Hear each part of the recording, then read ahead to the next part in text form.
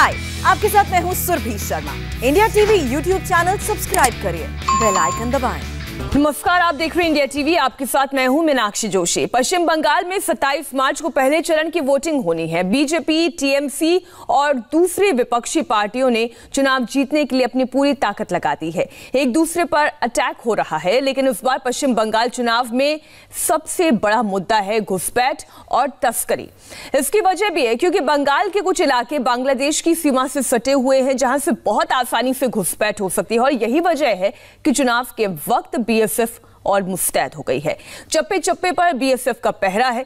India TV संवाददाता मनीष भट्टाचार्य ने मालदा से सटे बॉर्डर से एक एक्सक्लूसिव रिपोर्ट भेजी है।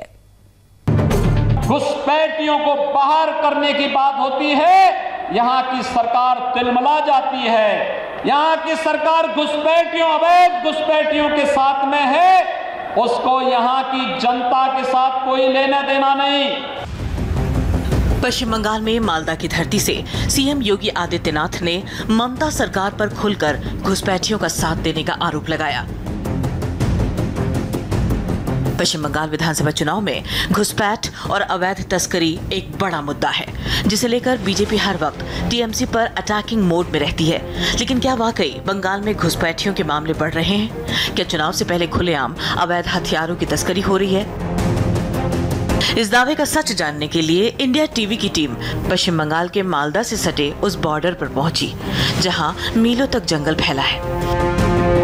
घुसपैठ रोकने के लिए बीएसएफ ने तारबंदी कर रखी है, लेकिन घुसपैठिए रात का फायदा उठाकर घुसपैठ करने की कोशिश करते हैं। इसी घुसपैठ को रोकने के लिए दिन रात मुस्तैदी से तैनात रहते हैं। भारत बांग्लादेश बॉर्डर पर अवैध घुसपैठ रोकने के लिए बीएसएफ की पेट्रोलिंग हो रही है और इस पेट्रोलिंग की जिम्मेदारी बीएसएफ की महिला विंग को दिया गया है। मेरे पीछे देखिए, ये इस समय बॉर्डर पर फेंसिंग के पास ये पेट्रोलिंग चल रही है। यहाँ पर अमूमन अवैध घुसपैठ की घटनाएं होती रहती हैं। ये पूरा सरहद का गाँव है और यहाँ पर जो बीएसएफ की जो महिला विंग की जो जवान हैं वो यहाँ पर मौजूद हैं और ये पेट्रोलिंग चलती रहती है। ये बीएसएफ के जवानों की पेट्रोलिंग चल रही है और फिलहाल इस पूरे इलाके में इस पेट्रोलिंग करते वक्त चप्पे चप्पे पर निगरानी रखी जा रही है कि कहीं कोई अवैध घुसपैठ तो नहीं हो रही, क्योंकि पश्चिम बंगाल में चुनाव होने वाले हैं और चुनाव होने से पहले बीएसएफ के जवान भी अलर्ट मोड में हैं अवैध घुसपैठ को रोकने के लिए। बीएसएफ की पेट्रोलिंग की टीम के साथ हम भी चल रहे थे कि अचानक से पता चला कि तारबंदी पार करके यानी बांग्लादेश की तरफ से भारत की सीमा में कोई संदिग्ध घुस आया है। हाँ सर, ये खबर मिली है कि तरुणा मंडल के घर में कुछ एक संदिग्ध आया है। पूरी डिटेल क्या है बताइए जरा। अरे जो अपना पीछे से रास्ता आता है चिड़ियापुर के साइड से, इधर से आकर के जो तनुआ मंडल है उसके घर के अंदर से आकर के संदिग्ध छुपा है, ऐसी खबर मिली है। अगर इसमें सर्च किया जाए तो हो सकता है वो हमें मिल जाए। जो गाड़ी है पेट्रोलिंग की वो यहाँ पर आई है। जो सूचना लगा है उसके मुताबिक ये है कि एक संदिग्ध के घर में कोई छिपा हुआ है। ये बीएसएफ के जो जवान हैं वो यहाँ पर आए हुए हैं। कोई एक संदिग्ध यहाँ पर छिपा हुआ है। अब ये पूरा एक सर्च ऑपरेशन चल रहा है और इस सर्च ऑपरेशन के तहत आप देखिए कि किस घर में कौन छुपा हुआ है, क्योंकि ये भारत बांग्लादेश का जो बॉर्डर है सबसे सेंसिटिव इलाका माना जाता है। और देखिए आप, इस समय बीएसएफ के जवानों को जो पता लगा है कि घर में कोई संदिग्ध आया है, कौन है, कहां से आया है, कैसे यहां पर घुसपैठ की है। आप देखिए ये बीएसएफ के जवानों का जो रात को है वो सर्च ऑपरेशन चल रहा है। इस सर्च ऑपरेशन में अभी फिलहाल ये सूचना लगी है कि कोई ये तारा मंडल नाम का जो युवक है वो उसका घर है और यहाँ पर सूचना लगी है कि कोई संदिग्ध आया हुआ है और अब पूछताछ होगी। आप देखिए। क्या नाम है आपका? अनवर हुसैन। कितने मेंबर है घर में? मेंबर है 12 मेंबर है। सबके पास आईडी है? प्रूफ है? कोई आपके गेस्ट आया है बाहर से कोई? ना सर। पक्का? हाँ सर। तो हम थोड़ा आपके घर को सर्च करना चाहते हैं। बीएसएफ पूछताछ से संतुष्ट नहीं हुई तो घर में सर्च ऑपरेशन शुरू हुआ। फेंसिंग से सटा हुआ गांव है और अभी आप देखिए जिस गांव में सर्च के लिए आए हुए हैं वहां पर ये आधार कार्ड वगैरह चेक किए जा रहे हैं कि कितने मेंबर हैं इस घर में, कौन है, क्या है इस घर में कोई और युवक आया हुआ है, कहीं कोई बाहर से बांग्लादेश से तो नहीं आया है। पश्चिम बंगाल में चुनाव होने वाले हैं, लेकिन उससे पहले यहाँ पर बॉर्डर में भी बीएसएफ हरकत में है और अवैध घुसपैठ को रोकने के लिए बीएसएफ पूरी तरीके से इस गांव में सर्च कर रही है, जांच कर रही है। और जिस घर में सर्च ऑपरेशन चल रहा था उस घर में फिलहाल अभी कुछ नहीं मिला है, लेकिन सर्च ऑपरेशन जारी है। और आप देखिए बीएसएफ के जो तमाम अधिकारी और जो जवान हैं वो यहाँ पर सर्च ऑपरेशन कर रहे हैं दूसरी जगह, यानी जिस मकान में सर्च ऑपरेशन हो रहा था दूसरे मकान में यहाँ पर सर्च ऑपरेशन कर रहे हैं। यहाँ पर कोई संदिग्ध, जो सूचना लगी थी कि संदिग्ध छिपा हुआ है, अब इस घर में यहाँ पर आए हुए हैं। आप देखिए इस घर में सर्च ऑपरेशन अब हो रहा है। पहले मकान में कुछ नहीं मिला, हालांकि दूसरे मकान में ये कौन है, ये देखिए ये एक संदिग्ध जो मिला हुआ है, इसका मुंह ढका के बैठा हुआ है। आई कार्ड पूछा जा रहा है कौन है, क्या है, आई कार्ड है कि नहीं है। नहीं है? क्या नाम है आपका? और यहाँ कैसे पहुंचे हैं? घूमने के लिए? ये कोई घूमने की जगह है क्या बॉर्डर के ऊपर? थोड़ा प्रधान जी, हम इसको कैंप लेके जाना चाहेंगे, थोड़ा क्वेश्चनिंग करेंगे, इसका आई कार्ड मेरा प्रूफ मिलने के बाद हम छोड़ देंगे अगर कुछ। ठीक है, तो अभी हम इसके साथ लेके जा रहे हैं। ये एक शख्स यहाँ पर एक संदिग्ध मिला है जिसके पास आई कार्ड वगैरह नहीं है। और आप देखिए ये सर कोई संदिग्ध ट्रैप हुआ है जिसके पास आई कार्ड। शक लग रहा है कि ये किसी स्मगलिंग में इन्वॉल्व है, और अभी बाकी इसके जाके बाकी क्वेश्चनिंग करते कुछ मिलता है तो हम इसमें आगे कार्रवाई करेंगे। ठीक, पुलिस को भी इसके साथ इन्फॉर्म करेंगे हम। ठीक है, तो पहले जिस घर में बीएसएफ ने रेड दी वहाँ पर फिलहाल कुछ नहीं मिला, लेकिन दूसरे मकान में सर्च ऑपरेशन किया गया, वहाँ पर एक संदिग्ध मिला है। और इस संदिग्ध को आप देखिए बीएसएफ के जवानों ने हिरासत में लिया है। सिर्फ रात के अंधेरे में नहीं, दिन के उजाले में भी बीएसएफ घुसपैठ और तस्करी रोकने के लिए जुटी रहती है। कंटीले तारों से फेंसिंग, चप्पे चप्पे पर बीएसएफ के जवान, जिनके एक तरफ भारत और दूसरी तरफ बांग्लादेश है। बीएसएफ के लिए सबसे बड़ी चुनौती यहीं पर है। फेंसिंग से महज 100 मीटर की दूरी पर बांग्लादेश है, ऐसे में घुसपैठ का खतरा बढ़ जाता है। घुसपैठ और तस्करी रोकने के लिए रोजाना इसी तरह लोगों की चेकिंग करती है। वो कहाँ जा रहे हैं, क्या ले जा रहे हैं। भारत बांग्लादेश बॉर्डर पर इस वक्त मैं मौजूद हूँ और मेरे पीछे आप जो देख रहे हैं ये वो गेट है। 8 से 10 का वक्त सुबह का होता है, फिर 10 से 12 और एक तय समय पर ये गेट खोला जाता है, जब यहाँ से इन लोगों की एंट्री कराकर बीएसएफ दूसरी जगह पर भेजती है फेंसिंग क्रॉस करा के। लेकिन पूरा एहतियात इस बात का रखा जाता है कि जो लोग यहाँ से जा रहे हैं उनकी पूरी जांच हो, आई कार्ड वगैरह पूरे चेक कर लिए जाते हैं। ये सामने आप देखिए, सबसे पहले जो यहाँ से लोग आए उसके बाद पहले उनकी जाँच हुई, नाम पता पूछा गया, डायरी में नोट कराया गया, और उसके बाद जो बायोमेट्रिक वहाँ पर मशीन लगाई गई है उसमें पूरी इनका एक रिकॉर्ड रखा जाता है। और उसका ये देखिए ये आई कार्ड है जो कि बॉर्डर सिक्योरिटी फोर्स की तरफ से बनाई गई है। इसमें जो शख्स यहाँ पर जा रहा है उसका नाम लिखा हुआ है, उसका एड्रेस लिखा हुआ है, क्या चीज़ यहाँ से लेके जा रहा है, सारा सब कुछ इसकी जानकारी जुटाई जाती है, पूरी डिटेल ली जाती है। और इस डिटेल के बाद ताकि इनके पास रिकॉर्ड रहे कि कौन व्यक्ति यहाँ से जा रहा है। और सेम यही प्रोसेस होता है कि जब उधर से कोई व्यक्ति अगर आ भी रहा है तो उसकी भी जानकारी इनको होगी। इंडिया टीवी की टीम भी फेंसिंग के उस पार पहुंच गई, जहां लोग इस इंतजार में रहते हैं कि भारत की तरफ आ सके। ये वो गेट है, ये अमूमन बंद रहता है, कोई भी यहाँ पर आ नहीं सकता क्योंकि इंटरनेशनल बॉर्डर है ये।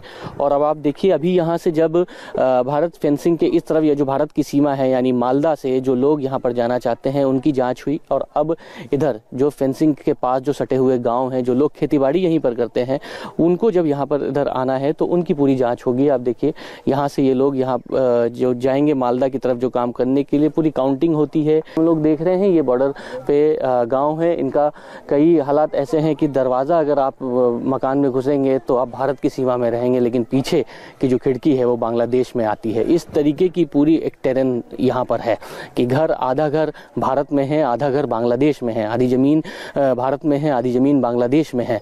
तो इसको एक चुनौती भरे पूर्ण जो ये पूरा एक जीवन है यहाँ पर इन लोगों का, इसके साथ ही साथ अवैध तस्करी भी बहुत ज़्यादा होती है, अवैध जो घुसपैठियाँ हैं वो बहुत ज़्यादा घुस जाते हैं। और आप देखिए इस पूरे गाँव में यहाँ पर ये जो लोग मौजूद हैं, पूरी काउंटिंग करके रखिए कि प्रत्येक घर में कितने लोग मौजूद हैं, उन लोगों को ही यहाँ पर आने दिया जाता है।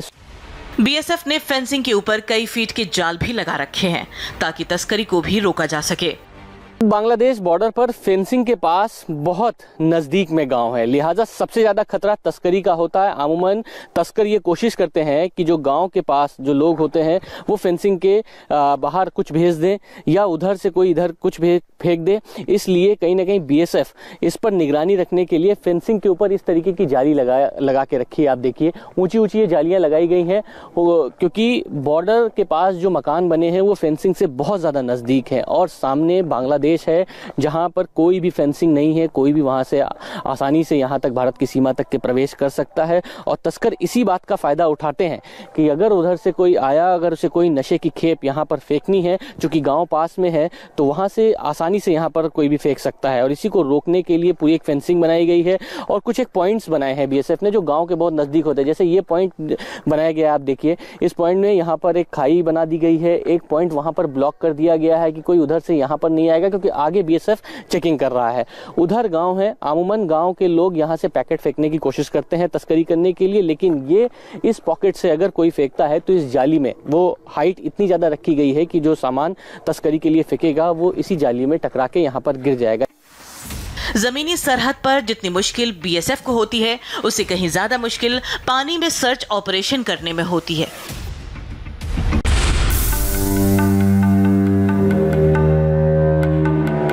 भारत बांग्लादेश बॉर्डर पर बीएसएफ के लिए चुनौती सिर्फ जमीन पर नहीं है बल्कि निगरानी रखने के लिए एक चुनौती और भी है जहां पर हम इस वक्त मौजूद हैं। दरअसल बीएसएफ को जमीन के अलावा भारत और बांग्लादेश के बीच में जो नदी बहती है उस पर भी निगरानी रखने की जरूरत पड़ती है और उसी के लिए बीएसएफ को एक लंबी पेट्रोलिंग करनी पड़ती है ताकि जो अवैध घुसपैठ हो या तस्कर जो अमूमन इस रास्ते का उपयोग करते हैं वो कहीं ना कर सके।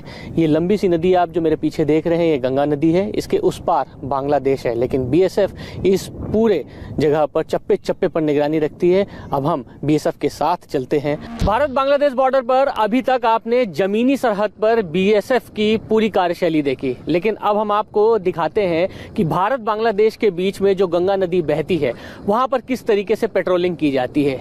लेकिन ये ज्यादा चुनौती भरा इसलिए भी है क्योंकि जमीनी सरहद पर फेंसिंग के आगे कौन कैसे आ रहा है या जा रहा है ये आसानी से दिखाई देता है, लेकिन इस बीच में जहां पर नदी पे हम इस वक्त मौजूद हैं यहाँ बांग्लादेश की तरफ से कौन आ रहा है या अवैध तरीके से अगर घुसपैठ हो रही है इसको देखने के लिए और इसके समझने के लिए इस पूरी नदी में पेट्रोलिंग करनी पड़ती है। ये टेरेन एकदम अलग है। जमीन पे तो फेंसिंग के सामने दिखाई पड़ रहा है कि भाई इतनी बड़ी आगे जमीन है, इसके आगे बांग्लादेश है, कोई आ रहा है या जा रहा है, लेकिन यहाँ किस तरीके से निगरानी रखते हैं क्योंकि चुनाव है पश्चिम बंगाल में, घुसपैठ की तमाम इस तरह की खबरें आ रही हैं, तो किस तरीके से आप लोग निगरानी रख रहे हैं?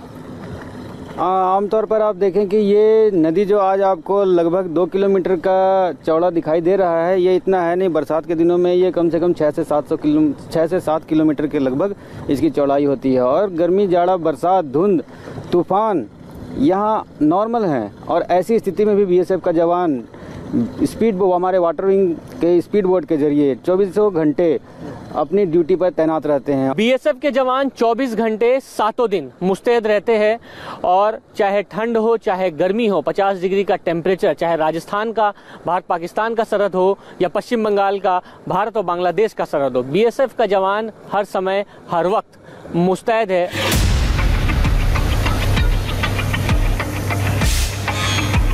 बांग्लादेश की तरफ से तस्करी करने वाले अक्सर ये कोशिश करते हैं कि भारत बांग्लादेश के बीच में जो नदी बह रही है यहाँ से कोई भी नशीला पदार्थ या कुछ भी तस्करी करनी हो आराम से बहा दें, लेकिन बीएसएफ की मुस्तैदी का एक सबसे बड़ा उदाहरण मैं आपको दिखाता हूँ। ये बैरल, ये जो पीपे रखे हुए हैं इसको सिर्फ पीपा नहीं समझा जा सकता बल्कि एक बैरल बनाए हुए हैं कि अगर उधर से कोई भी बहती हुई चीज आती है तो इस बैरल में फंस जाती है। और ये एक लंबी बैरल आप देखिए, ये बाकायदा इन पीपे को नीचे कटीले तार हैं जो आपस में जुड़े हुए हैं और एक छोर से दूसरे छोर पे ये बैरल बंधे होते हैं और इस बैरल में ही अगर कुछ भी बहता हुआ सामान आता है वो इसमें फंस जाता है, जो कि बीएसएफ के लिए आसानी से पता लग जाता है कि कहीं ना कहीं कोई सामान जो तस्करी करने की कोशिश की जा रही थी वो इसी में फंस गया किया। वो देख रहे होंगे बांस के ठूठ वो भी लगाए गए हैं, वो उसमें जालियां लगी हुई हैं कि अगर कोई भी सामान उधर बॉर्डर की तरफ से आ रहा है बंगाल की तरफ से तो वो उसी में बह जाए, क्योंकि अमूमन तस्कर क्या करते हैं, या तो फेंसिंग की तरफ से जो जमीनी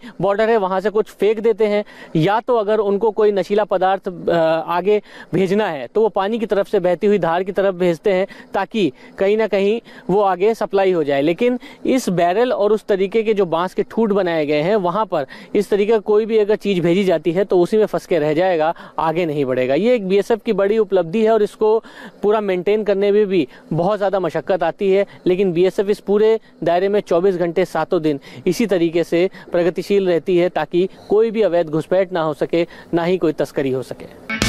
हाय, आई एम सुरभि शर्मा। खबरों से अपडेट रहने के लिए India TV YouTube channel subscribe करिए, साथ में बेल आइकन जरूर दबाएं। जुड़े रहें इंडिया टीवी के साथ।